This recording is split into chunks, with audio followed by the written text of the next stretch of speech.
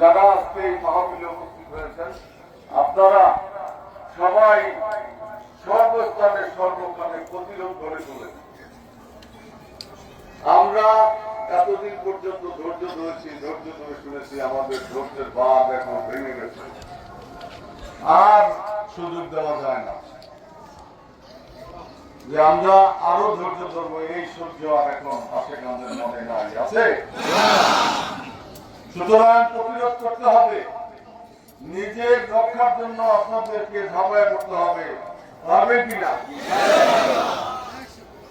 সারা বাংলাদেশে কোটি কোটি আউলিয়াদের অনুসারী, এই দেশ অলিয়া উলিয়ার দেশ, অলিয়া উলিয়ার দেশ বাংলাদেশ। আমি আবারও বলতে চাই যে যেখানে অনুশরীফ করেন আপনারা অনুশরীফ চালিয়ে যাবেন, আগের চেয়ে দ্বিগুণ প্রতিরোধ করে তুলবেন। আর ধৈর্য দেখানোর সুযোগ নাই যে আপনাকে আক্রমণ করবে। আর মনে রাখবেন, যদি আপনাদের প্রতি আক্রমণ হয়, হতেও পারে যে যেখানে ছোটখাটো দরগা মাজার খানকা করেন আছেন, আক্রমণ হতেও পারে। আপনাদের নিজস্ব ভাবে নিজস্ব শক্তি নিয়ে প্রতিরোধ করতে হবে। সরকার যতটুকু সম্ভব চেষ্টা করতেছে, তারা বলতেছে, আমরাও আশা করি, কিন্তু বহুদিন হয়ে গেছে, তত সরকারকে আমরা অ্যাক্টিভ দেখি নাই। আপনি কি বসে বসে মার খাবেন? আপনাকে আপনার প্রতিরোধ গড়ে তুলতে হবে কিনা? এই দেশ জঙ্গিবাদের না, এই দেশ সুফিবাদের দেশ, ওলিয়া উলিয়ার দেশ। এই দেশে ইসলাম প্রচার করেছেন আল্লাহ ওলিরা। কোন মৌলানা মসজিদের দ্বারা এই দেশে ইসলাম আসে নাই, কোন রাজা বাদশাদের আক্রমণের দ্বারা এই দেশে ইসলাম আসে নাই।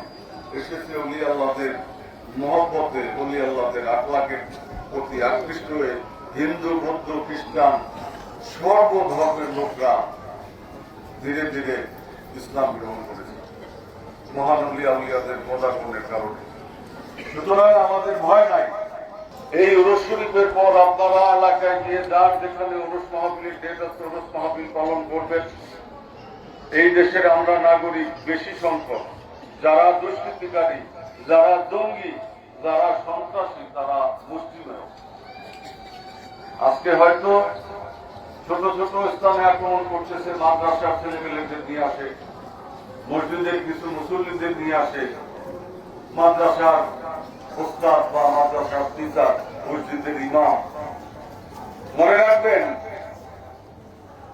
মসজিদের ইমামের সাথে মুসল্লিরা সারাদিন থাকে না, থাকে মাদ্রাসার উস্তাদের সাথে ছাত্ররা মাদ্রাসাতেই থাকে।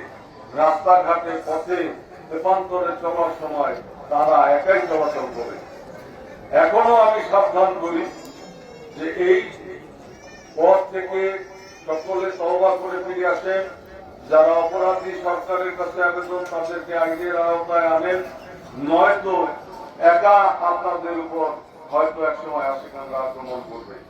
মাদ্রাসায় মসজিদে সারাক্ষণ বসে থাকবেন না, থাকবেন? রাস্তায় চলতে হবে, গাড়িতে চলতে হবে, লঞ্চে চলতে হবে, সমাজে চলতে হবে। সারা বাংলাদেশে কোটি কোটি আল্লাহর ওলিদের অনুসারী। এখনো আমরা যারা আল্লাহর অনুসারী তাদেরকে বলি, আপনাদেরকে বলি যে আপনারা এখনো ধৈর্য ধরেন, ধৈর্য ধরেন। সকলেই জানাচ্ছেন যে আমরা কত ধৈর্য ধরবো, কত ধৈর্য ধরবো। তারপরেও বলি ধৈর্য ধারণ করেন।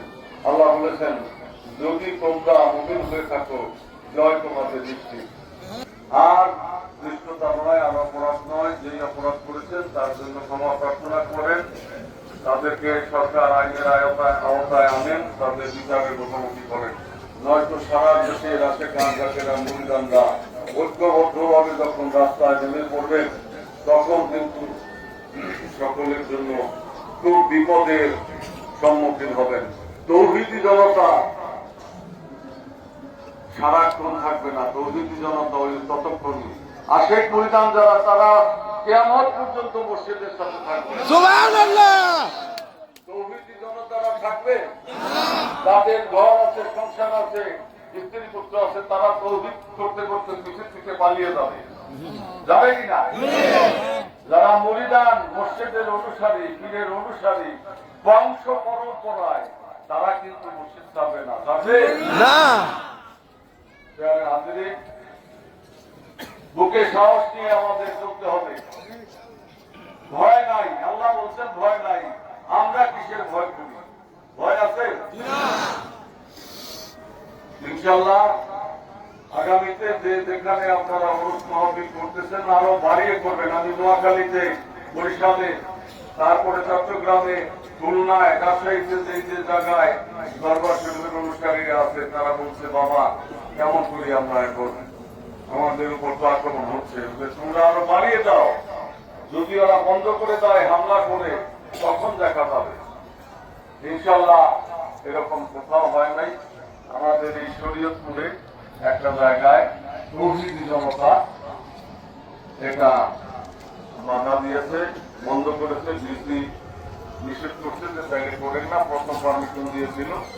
এটাও একটা ষড়যন্ত্র। যাই হোক, পরে হাইকোর্ট থেকে বিল করে প্রোগ্রাম পারমিশন নিয়ে আসে। এখন এই অনুষ্ঠানের পর বিশাল ভাবে সেটা করতে হবে। জয় হয়ে গেল ইসলাম।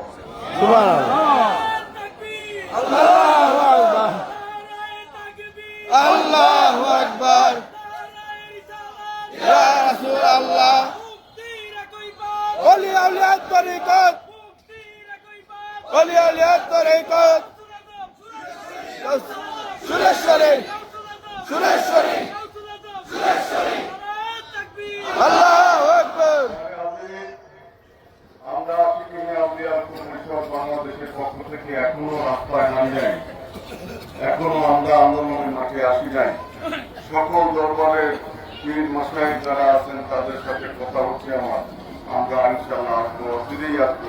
আসি নাই যে আমরা যখন মাঠে নেমে যাব, এই যে এখন যেমন আপনারা লক্ষ লক্ষ লোক সকল দরবারে বাংলাদেশে চলে আসে।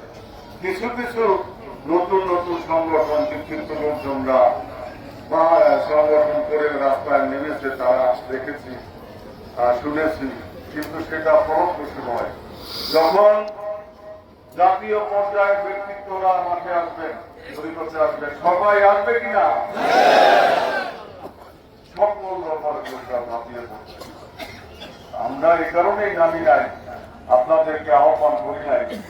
আমরা যদি এখন মাঠে আসি তাহলে একটা সহিংসতার সৃষ্টি হবে, একটা দাঙ্গা ফ্যাসাদের সৃষ্টি হয়ে যাবে, হবে কিনা? সেজন্য আমরা ধৈর্য ধরে আছি। আপনাদের ভাবার অবকাশ নাই যে আমরা বোধহয় ভয় পেয়ে গেছি। খবরদার, সাবধান।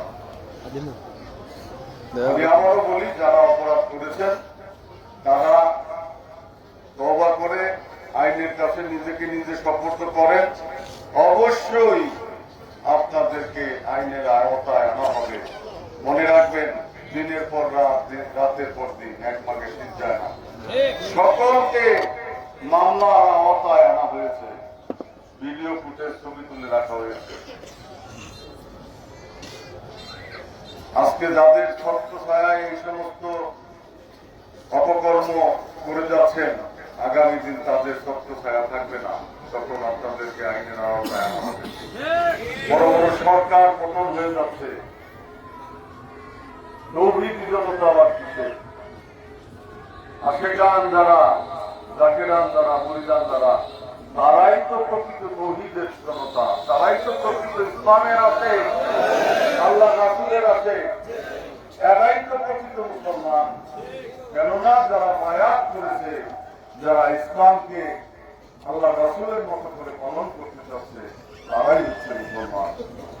ভয়ের কোন কারণ নাই। আমরা আছি, আমাদের উপরওয়ালা আউলিয়া কিরামরা আছেন, আল্লাহ রাসূল আছেন, মাওলা আলী আছেন, ইমাম হুসাইন আছেন, ইমাম হাসান আছেন, গাউসুল আজম আছেন, শরীফ নওয়াজ আছেন, আছেন কি নাই?